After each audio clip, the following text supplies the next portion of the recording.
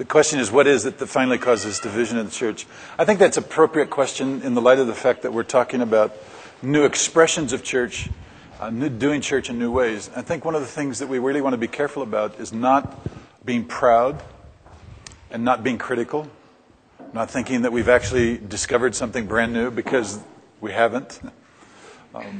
Whenever people come up with special doctrines or special names or special revelations or special experiences, I always get a little nervous, because it's usually to justify them doing something different.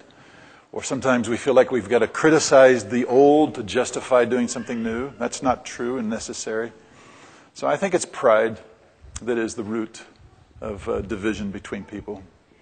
So if we walk humbly, walk submissively in our heart, there's no reason why we can't stay in fellowship with conventional churches if you feel like you're called to start something small and simple. In fact, I think it's to your advantage to stay connected to established churches that can be a blessing for you and a support for you.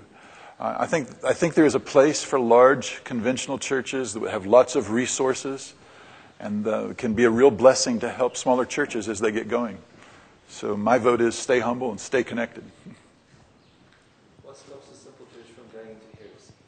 What stops a simple church from going into heresy? The same thing that stops any church, and that's staying humble and staying connected with the rest of the body of Christ. Staying focused on the Word and staying focused on Jesus. There's no guarantee that size will keep you pure.